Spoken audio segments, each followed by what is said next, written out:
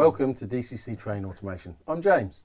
Today we're going to talk about LoDi's block detection, feedback detection, whatever you wish to call it, their system and how it works, how it can be used with other brands of digital system as well as its own. So Andreas is here today again, so we will talk a bit through. Yeah. So we'll start with the S88-Commander. So this is the interface to iTrain or whatever control software you have, and that monitors the detection modules. Yes, you can have 48 each bus running on the S88-Commander. You need a little amplifier then, but in total you can have 96 modules running on the S88-Commander, which is really, really a lot. Yeah, it's a lot of detection.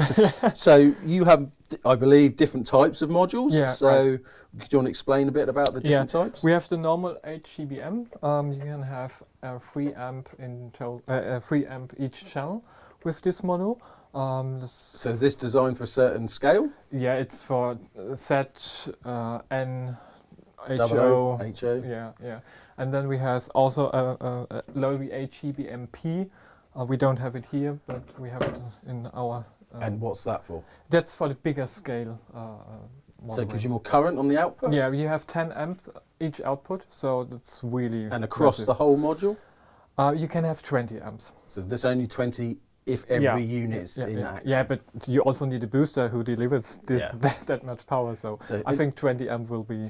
And the normal one, the non-P one, what current can this go up to?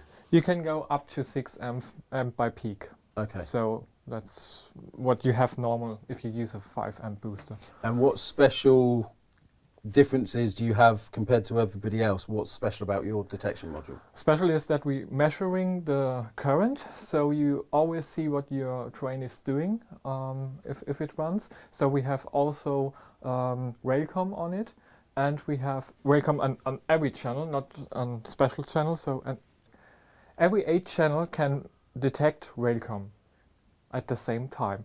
And also we have a short circuit detection on every channel. So you're seeing exactly where a short circuit on your layout is.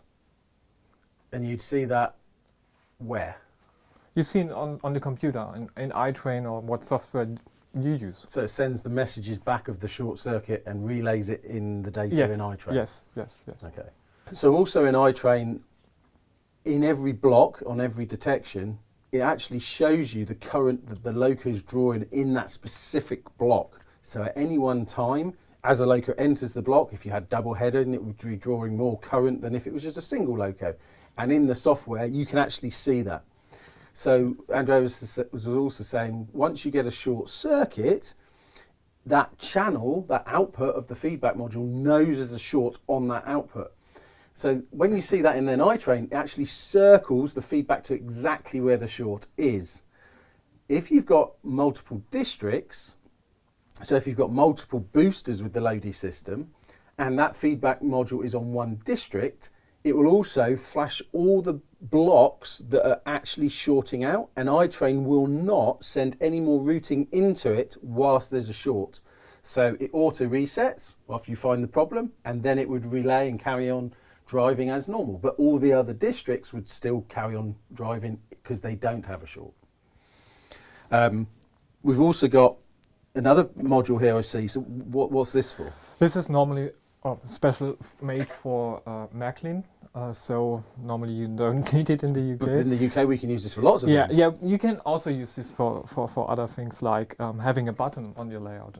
So if we wanted a mimic panel and manually switch in routes or points, or this you could make an analog push button into a digital signal. Also point detection. Yep. So we'll just talk about the mimic panels because I think this is actually a product we can use a lot. So you could put this in your mimic panel. All there's feeding it is a Cat5 cable, and then all your wiring can stay in the mimic panel. So it's volt free. So when you press the button, it will send a message over the network to say, oh, James has pressed point 2. iTrain receives that message and switches that point. So you could use it for switching anything. You could set up routing and things like that, or opening a door or turning a light on, all from the Mimic panel, just from analog switching. Some people like these S levers. Have you seen Yeah, DCC concepts? yeah. So you could wire in the S lever and that could switch the point in your Mimic panel. So it's a really good way of using lots of different things. We also use it for detection the cars with a Hall sensor or read contact. Yeah, so if you've got a car system, we'll probably talk about that in another video because we've got some really cool new car systems coming into the UK as well now. You also mentioned about point position. Yes. So if you're using a point motor that has a switch on it, so as it moves, it has a contact to say I'm thrown or straight, we could use this to send a message to actually confirm the position of the point. Now, obviously, it tells you the point motor's switched, but if the blade has come unattached, then we can't help that. But it is another way of just confirming the position of the point. So, yeah, that's really useful. What else how would we set this up then? Is there a way to show them to set this up? We'll show We them will. the software. We can go in our LoDi program and show you there how to set it up. So we'll show you that now. Now we want to configure the S88-Commander. You see here on the left side we have the S88-Commander, and now you can set an IP address if you want to. You can go to the S88 setting and set the modules that you have on bus 1. So the S88 Commander has 2 buses.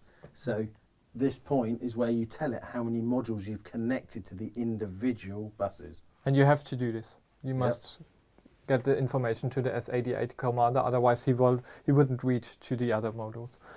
So we can set a bus speed and also merge the bus together or split it up. In this case it makes no sense because we have no modules on bus 1. We can set a switch on and a switch off delay. So that's the switch on and off delay is the feedback message, how long it stays constant after the detection of the loco has left. So the message of the feedback detection is still on even though the loco is not there for a small amount of seconds. Yeah, it's just a security option that you can have.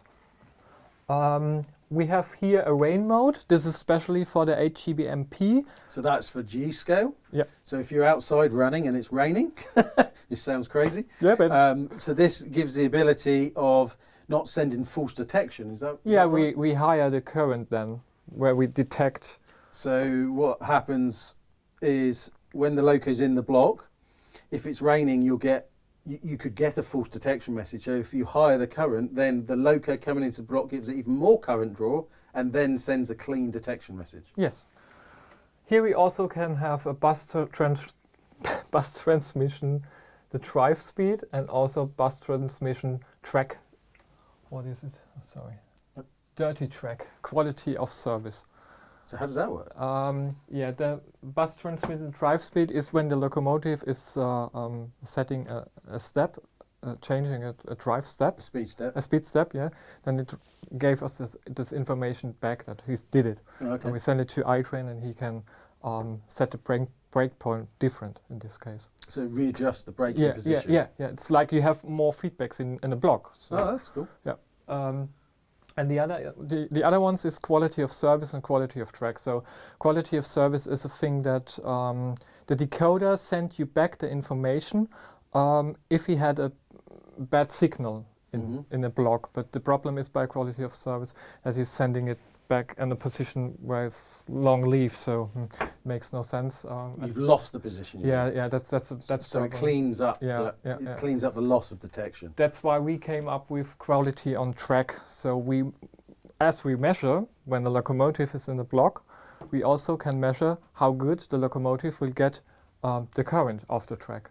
Okay. So, and if it's bad, we set it in a value from 0 to 100 and send this also back to the model rail software, and they can handle then. Does all of the model railway software receive that, or certain software? No, at the moment we are talking about iTrain and WinDigipad, and we have to find a way what's happening then. That's a brand new feature that we insert in, but it's really interesting for the future. So that's the actual interface. Yeah. Then what do we do with the detection modules? So on the bus, we can click on it. Here we can give a module a new address. So It's not like in the old S88 bus that you insert a module and just have the address what the bus is giving. Yeah, so some people won't know what you mean by that. So Yeah. with S88, the first module connected automatically became number one. When you connected another one after it, that was 2, 3, 4. You couldn't address the individual modules and have them in any orientation. With your S88 bus, you can actually name every module, and you could maybe have module 1, 5, 3, Yes, yes. in any orientation you wish. Yes, yes. You couldn't do that previously with S88. And that's why we call it S88.2. Because, yeah, that was the reason. Nobody else seems to be using it. No, but Yeah, that's cool. so here we can see an overview from all our feedbacks, and you see a few are still on, and you see from 1.1 to 1.8, That's module 1. that's model 1, and we have 1.9 to 1.16. So that's for the No, 16 output. that's for the HGBM.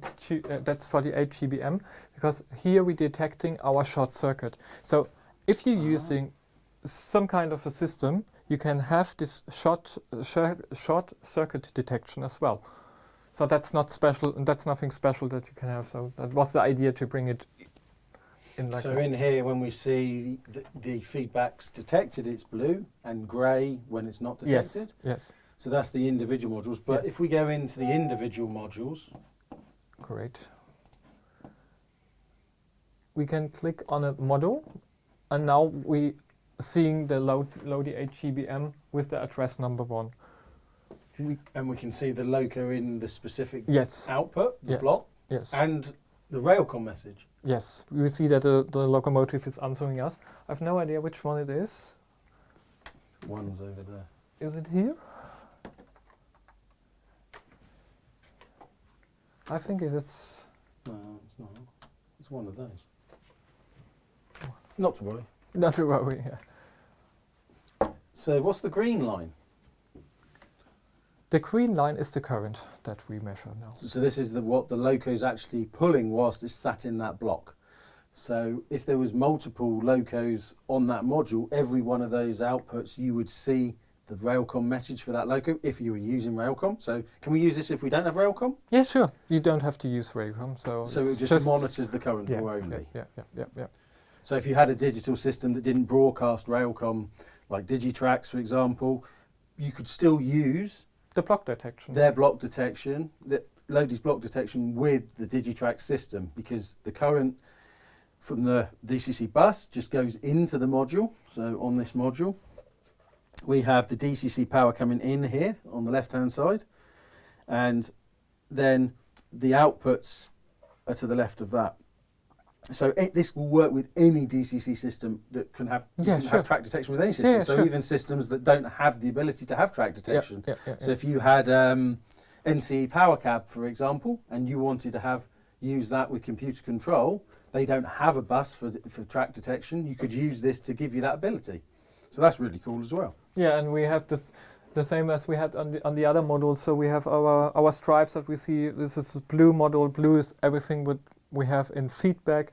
Also the module lights up in blue, and we have the display on it, and I think that's really So cool. the display, what this tells us is when there's a loco on one of these outputs, the last one in activates this. So if a loco went into output 2, this would then say 2, so it tells you that the loco's entered that block.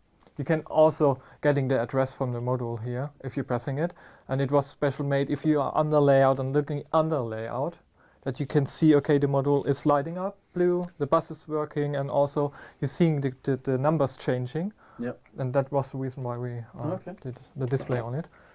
Yeah. Back to the software. When we see now our channels here, and here this one locomotive who's standing on the track, we can see here now the current that's going through. So if you want to higher the detection level, then we can go easily higher here. Let's say 70. Apply that. Okay, so there is a reason for this. Yeah. So people will ask, why do you need to do that? So with a lot of track detection, it can only detect the loco in the block. Say you had a signal from TrainTech, the UK TrainTech signals that plug into the rails. The signal gets its current from the rails, but that would also normally be seen as current detection. So it would be thinking that that's the loco in the block, when it's actually the signal just drawing current to drive it. So this system gives you the ability to up the detection level, so it ignores the signal plugged into the rails. Then when the loco drives in, the extra current that that's drawing then sends the detection message. So that's really useful. Yeah, yeah, absolutely, absolutely. Nobody else does that. No, I don't. I have no idea. I don't think so. But maybe they do. I don't know. Now I'll show you what happens when we take a locomotive, we put it in a block, and how that reports back in the software, LoDi software, and then we'll show you in iTrain the difference. So when you're actually running the effect and the usefulness of this. So all these locos have RailCom. They've also got channel 1 and 2 activated. So to get this effect, you need to have both. So if I put the loco on the layout, and I'm going to have to bend over. That's my bald spot. So now the loco is on in the block. We can see in the software the address of the loco, and we can actually see the orientation, but it's quite hard to see probably on the camera, but it shows you the orientation we've put it on. So at the moment, the headlights are on, driving towards me. If I lift that loco off and I rotate it, the RailCom message then tells back through the command station to tell it, I have changed the alteration. It's now got red lights this end. In the software, we can see the change. Now, you can't see it very clearly, but if we show you in iTrain now. So in iTrain, it's in the lowest block, and the direction is driving out that way. If I take it off, we lose the detection message. We rotate the train and we put it back on. If you're getting it on. The direction arrow in the block has reversed, so it's driving this way. So you don't have to tell the software which orientation you've put the loco on in. That's the benefit of the RailCom. So if we've got that in a block and we were to add a second loco to the same block, it automatically picks up the 2 addresses, but it doesn't pick up the fact that the train has changed yet. We'd have to then do that in the software. But as you can see, with 1 detector in the block, the RailCom transmits the address of any RailCom detector that's in that block at that time, the address of the loco. So that just shows you quickly how it works and how it looks in iTrain to give you that benefit. I'll now show you a really good function of this RailCom. So in iTrain, if the train is created in their database, we can take a loco, place it in a block. So if Andrea places it in the block, the RailCom message sends which loco it is. That train that loco is a part of then automatically places itself in that block. If we then move it to another block, the one behind it, the whole train moves now to that block where we've placed it. So anywhere you can place it anywhere on the layout, and it will just jump to that new position where you placed it. So at the start of the day, if you've got all your trains in random positions because you've manually driven them to those positions, the next time you turn the software on, the RailCom messages will automatically reposition all your trains automatically. So that's a really good function. But you have to have RailCom channel 1 and 2 turned on. Is that right? That's yeah, that's right. Okay, so yeah, if you're interested in precision, this gives you ultimate position. If you've got a train running, for example, and there's a train in one block and there's a point prior to that block, and a train comes round, and for some reason the software thinks you set a route, but the turnout hasn't switched, and the train comes into the block that's occupied, automatically it will see that train and stop it running. So iTrain will say, I have to stop that train because you've entered the wrong block. And that's the other function of it. This RailCom functionality we've just been discussing is not available at all digital systems. So, for example, Prodigy, Digitrax, NCE, generally American systems do not have RailCom. So it is a European standard as such. Lenz invented it. If you want this effects that we've been discussing today, you must use or want this level of RailCom function. LoDi's really one of the only ones that does it. So, yep, I hope that's really interesting for you today. Watch out for our next video and see you soon.